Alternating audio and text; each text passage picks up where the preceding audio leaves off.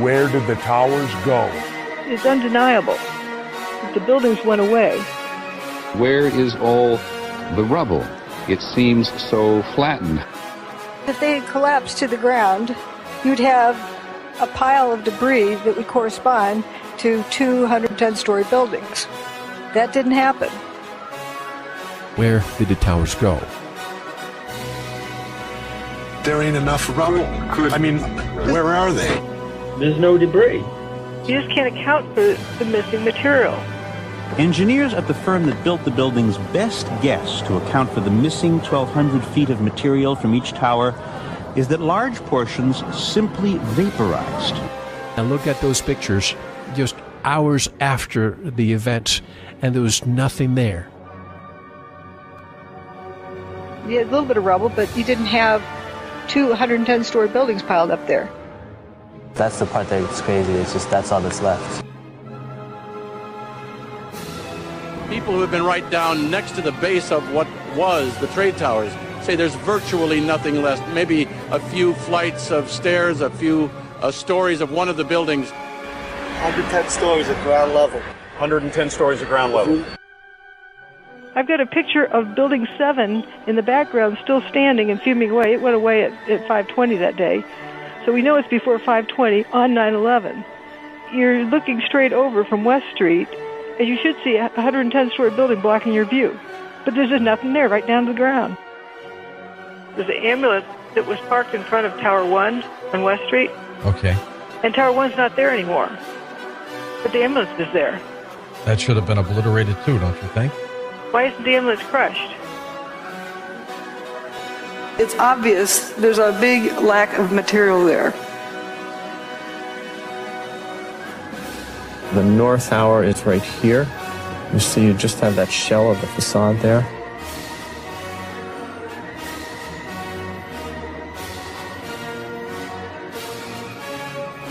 And here's the south tower is right here. And there's the center where the south tower stood. Where the hell did these buildings go?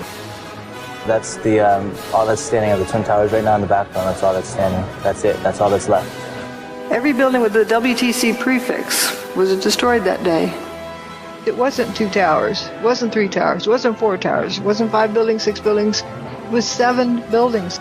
Usually mainstream they would tell you, oh Mel, but it's just all that debris that bumped into those buildings that were in the close proximity, so they probably had structural damage and they had to be demolished.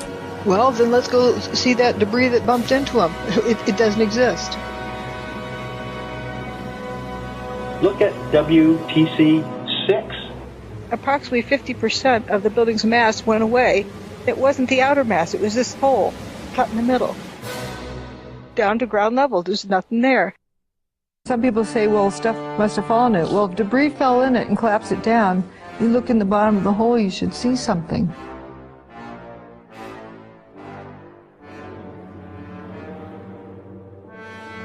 There wasn't much of anything left of the building.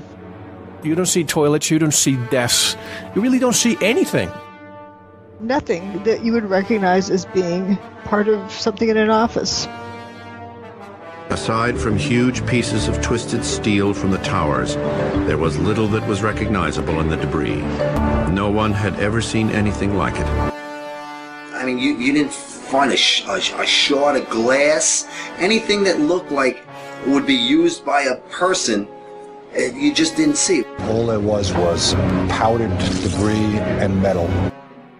We're talking here about 43,600 windows, 600,000 square feet of glass, 200,000 tons of structural steel, 5 million square feet of gypsum, 6 acres of marble, and 425,000 cubic yards of concrete, turned in good part into a cloud.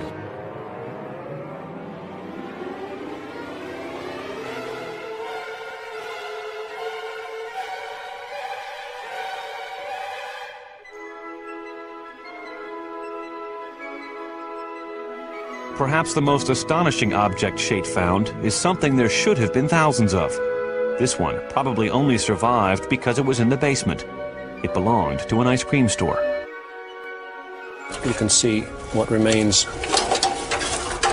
of the file folders that were inside.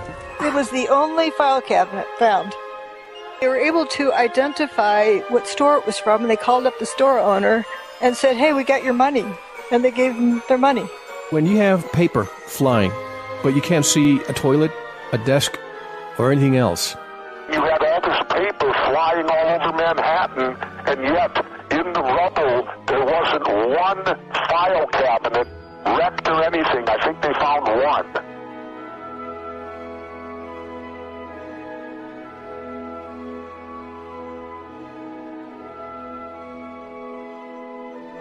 The most amazing part of it is those two little pimples where there's an arrow that points that people survived here.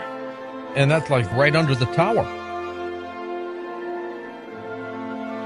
Mickey Cross feared they would all be dead before anyone found them. I had no idea what was over us. I'm thinking 110 stories. How much rubble that is, how, if they start pulling it apart, how long would it take for them to get to us? They assumed they were buried under such debris that they'd be dead by the time anyone found them. But then the strangest thing happened. This beam of sunlight came right in on us. After the dust settled, they looked up and saw blue sky.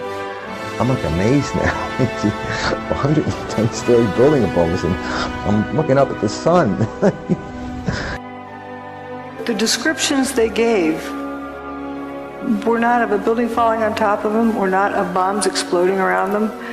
It wasn't high heat. They didn't get cooked.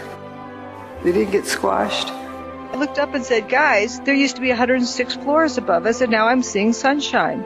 There's nothing above us. That big building doesn't exist. These are the biggest office buildings in the world, and I didn't see one desk, one chair, one phone, nothing."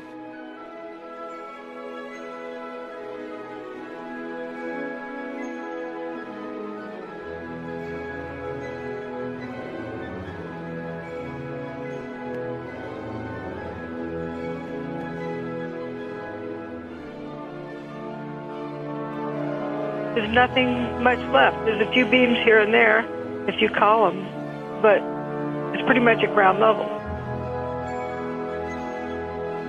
Where did the towers go? Where did the towers go? Where did the buildings go? Where did the towers go? 10 years you've been looking at this evidence, and you've pinned it down, and you've pinned it down, and where'd it go?